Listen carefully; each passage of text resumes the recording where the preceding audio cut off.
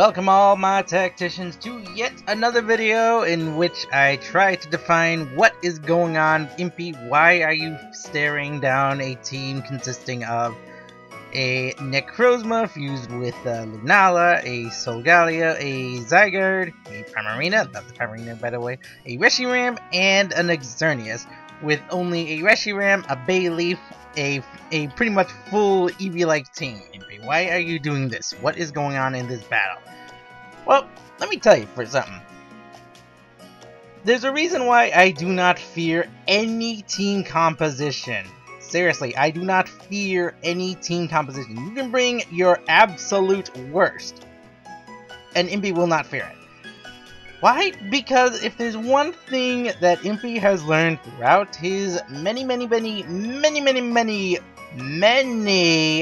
battles he's had over the years, it's that there is no team that is unstoppable and unbeatable. You can defeat any team, even if it's your first time, as long as you've got a team of Pokemon that you can rely on, that you know inside and out, and you have strategies and tactics on your side. If you have those on your side, then there is pretty much no battle you can defeat. But in any case, let's go into this battle just so I can talk about what I'm doing, just so I can preach what I'm talking about here. So this team, a lot of viewers are saying, "Oh no, he's dead, he's dead." But while it was a challenge, I knew what I was doing going in. And here's the thing about legendaries, people. Here's the thing about legendaries. They may be scary. They may be big, they may be powerful, but unless the trainer themselves has properly prepared them and knows really what they're gonna do with them, then legendaries are just really stat-heavy Pokemon, and that's it. You can easily beat them. So here's what I'm going on. Right now, Aster, my Bayleaf, is setting up my defenses to help cover my Pokemon from the big threats that are going on. Gigabyte is trained for pure physical defensive with, some moderate special defense and HP. He's designed so that he can hit hard, power up, and take hits, as defined by these following hits that he just keeps on enduring despite all that's going on. Meanwhile, Aster is just gonna set up Leech Seed for my next Pokemon that's gonna come out, and you'll see what's going on. Now, right now, Gigabyte is gonna go for a second charge ring. He's now at +2, so he's getting stronger and stronger. My goal is simple: power up Gigabyte, so that when I bring in my next Pokemon, the one that I'm really gonna make use of, he can pretty much one-shot these legendaries. Speaking of swapping out, I've conditioned my opponent to go for flamethrowers onto my Bayleaf, and what does they do? They go for a flamethrower onto my Bayleaf. Problem is, that's not my Bayleaf. And this is where I realized that there is something that my Pokemon can't really endure, especially Gigabyte, if he gets the chance, and that's his critical hit. So I power up with the recover. Meanwhile, I'm setting up the Leech Seed so that my Pokemon that came in can, stay on the field. So now that Kristen's on the field, I'm gonna set up my next line of defense to help protect myself. And by the way, this is something you do not want to do. You do not want to set up or put in your Pokemon, especially if it's weak to a move that I've demonstrated I'm willing to use over and over again on that slot. So out comes that. That's gonna deal some damage to Gigabyte, but he's still on the field. And now I set up the lucky chance to protect myself from the critical hits. So now I don't have to fear critical hits. I only have to endure the damage output. And that is why you don't want to swap into a Pokemon like that into a move you're weak against. So my strategy and my planning is still going strong. I am still increasing my attacking capabilities while setting up my defenses. And I'm gonna need those defenses in a second here because I'm about to lose Kristen soon. Well, not this turn, but yeah. That's gonna make her really weak, slow her down, but I'm gonna finish off this legendary. And here's another thing about legendaries. If you send in 6 legendaries, if you send in a bunch of legendaries, especially in doubles, they aren't gonna last as long if your team is fully prepared for them. Because legendaries are powerful, But they have one glaring weakness, and that is if you can isolate them one at a time. Oh, by the way, this is Night Slash new meta for Xerneas. As I was saying, if you can isolate the legendaries one at a time, then you can pick them off when they're at their weakest. They need support to make themselves very powerful, or other legendaries to complement their abilities, or to cover for what they themselves are weak against. And once again, setting up my defenses. I'm bringing in Aster. I know there's no way I can endure this next attack, so I've got no choice but to sacrifice my Bailey for Aster. This was actually, I think, her second battle on the streams, and she goes down to a Moonblast. But better that than, you know, a combined attack onto Gigabyte. If I had been hit by both, I probably would have lost. So now the Primarina is down. Critical hit, by the way. Love the critical hits and the special attack increase. So now I'm at +3 with Gigabyte. He is now within, you know, KO range of pretty much wiping out any Pokemon on the field. Now out comes the Zygarde. And this is where I begin to unfold my next plan. Glare.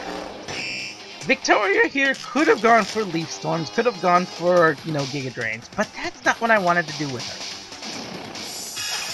Because now that Gigabyte is capable of increasing, or, by the way, that special attack increasing unintentional. Now that Gigabyte can endure these attacks and finish my opponent off, I can go for these big hits. Down goes the Zygarde, one-shotted by the Ice Beam from the +3 Porygon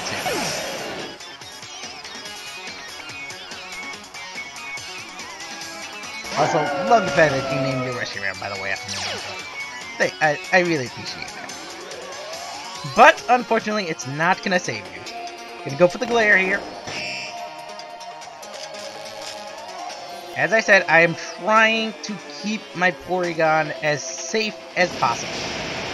So Fusion Flare gonna come out, gonna take Victoria down. There's nothing I can do. I didn't really try to protect her, but she got the job done. There are only 3 Pokemon on my opponent's side, and all of them, or not all of them, but 2 of them are now paralyzed. Now I just have to shore up my remaining defenses. By the way, physical attacking Xerneas is gonna be the new meta. Now for that Pokemon I talked about, Charger 1. Charger Bug is going to increase Gigabyte's attack power now. So watch how much damage this does. Almost KOs. If I had one more stat boost, I would have one-shot the Reshiram. Also probably would have helped if I didn't, you know, paralyze him, making him slower, because that reduces my damage output because of Gigabyte's ability. But I'm just going to charge up Charger 1, going to increase his special defense, and prepare him for his next assault. I'm going to finish off the Reshiram here because I don't want to risk losing Charger 1. I know I can take a hit from the Xerneas. Speaking of the Xerneas, it's paralyzed. This is again why I wanted the paralysis. And I'm going to go for a Spark. So that next turn, Gigabyte can finish off the Xerneas with one shot. Now out comes the final Pokemon, and this was the one from the first Bright Light or Binding one. There we go. The Lunala fused with Necrozma. Now gonna burst asunder. And Dart Pulse is gonna come out, gonna take on Charger 1, but he can endure the attack. So I do not fear it. And I'm gonna finish off the Xerneas now. And now I know precisely what's going to happen. There's no way Charger 1 can endure another attack from this Necrozma. He can't heal himself, so I'm just going to slow it down so that my final Pokemon can finish off the Necrozma. And by the way, I'm afraid for those of you who have been enjoying the Twitch streams, by the way, there'll be a link for that in the description, but I'm afraid I'm going to have to censor this Z. But you'll at least be able to hear the sound of the Z move as it destroys poor Charger 1.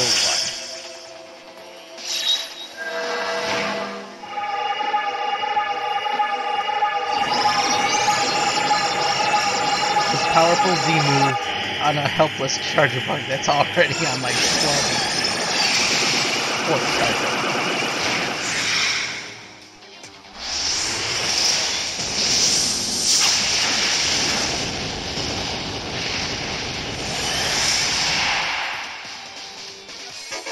Alright, that's the end of Charger 1, but he did his job.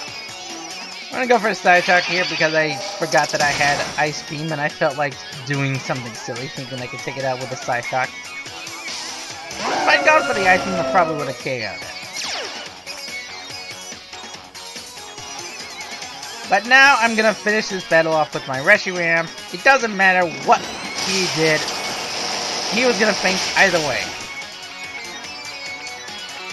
So that is the end of Angel.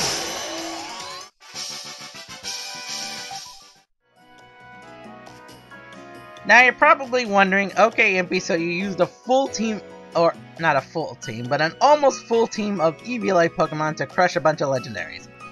What does this mean? It's simple, tacticians. You only have to fear your own capabilities. If you know for a fact that your Pokemon can take hits, they can deal damage, that they have a strategy, if you go into a battle with a game plan, you know what you're going to do, then it does not matter what your opponent brings, as demonstrated by this battle. My Pokemon, they couldn't take on any of these legendaries. I'm telling you right now, alone they could not have taken on all of these legendaries. But the fact that I can combine them in the way, use what they were strong with, use what made them powerful,